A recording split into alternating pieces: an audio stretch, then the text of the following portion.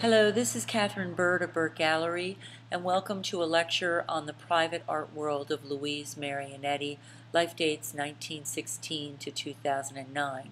This is part one, and we are going to concentrate on the early years of Louise Marianetti.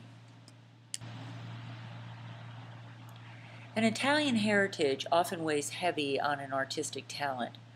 Louise Marianetti, a first-generation Italian-American born to Caesar and Elvira Tarocchi Marianetti, lost her mother at the age of 4 to influenza and was embraced by a warm and supportive familial network of aunts, uncles, and cousins in Rhode Island. By the age of 10, her father was encouraged by her artistic talent and secured private lessons for the young artist. Louise was also enrolled in Saturday classes at the Rhode Island School of Design, where she honed her technical skills at a very young age.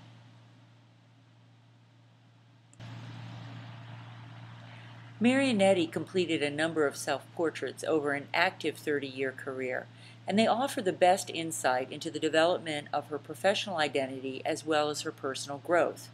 Let's begin with a quick snapshot of 4 of these portraits and see what we glean. Louise completed Thoughtful in 1941 at the age of 25. This obsessively painted work in gouache unabashedly revels in every aspect of her persona, from the luxurious dark hair, the thick eyebrows, to the prominent upper lip mole.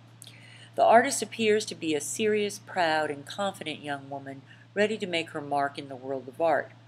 Gwyn Owens of the Providence Journal described this rendering in 1949 as a, quote, painstaking accomplishment, rich and effective.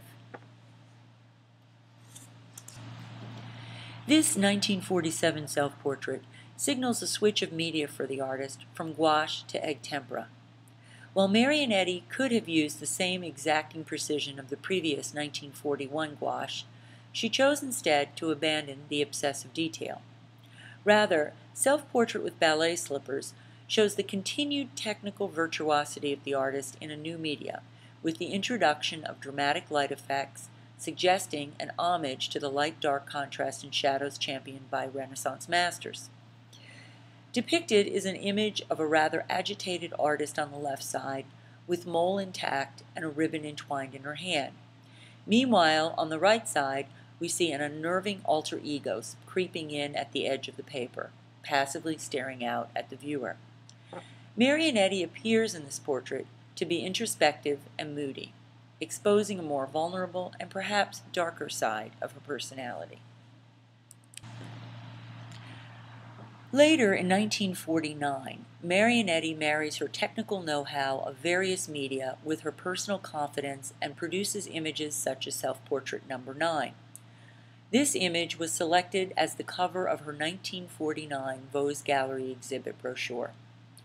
Critics note the remarkable change from her earlier 1941 self-portrait, Thoughtful. The following passage occurred in a 1949 article. Quote, in this self-portrait No. 9, painted 8 years later than Thoughtful, Marianetti achieves a greater power and emotional insight with no less craftsmanship than in her earlier works. Self-Portrait reveals a countenance glowing despite the fearsome shadows that engulf it. One side of the face is highlighted and warmth comes from within it, through the surrounding darkness. End of quote. Then, by 1953, we see the emergence of a markedly different Marianetti persona. In this work, she continues to paint with her egg tempera, using a board instead of paper, maximizing the translucence of the media and softly layering color on color.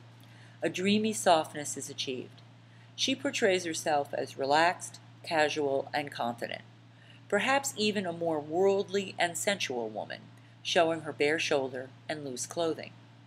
Marianetti selected this 1953 self-portrait for a professional career photograph where she is sitting before the painting on an easel in the studio, wearing her trademark black beret. There are 4 distinct phases of Louise Marianetti's career. The early Rhode Island years, training at RISD from 1932 to 1936. The New York years, attending the Art Students League from 1936 to 1939. The period she works building a professional career, entering juried shows and setting up exhibitions in New England from 1940 to 1959, and the West Coast era, where she marries actor-singer Everett Marshall and moves to Carmel, California. Each phase marks a particular shift in her art making and her maturation as an individual. During Marianetti's early Rhode Island art training, she acquired a very high level of technical mastery in watercolors and oil on canvas under the tutelage of RISD professors C. Gordon Harris and John Fraser. Marianetti graduated from RISD in 1936, and we see in this slide a very beautiful and fluid command of watercolors and, of course, her preference for figurative works.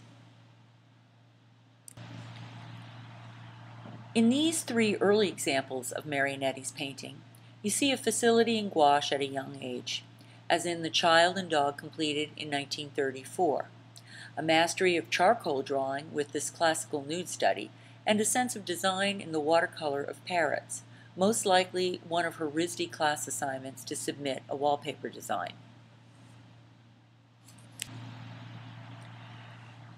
During the early Rhode Island period, Marianetti experimented in a wide array of media: watercolor, gouache, oil, and sculpture. But even during RISD training, she was devoted to the Renaissance masters. Here in the left-hand photo, the artist is shown with her temper copy of Michelangelo's Libyan Sibyl from the Sistine Chapel. This painting was a gift to her father, Caesar, and was mounted and framed in the living room in the family home on Smith Street.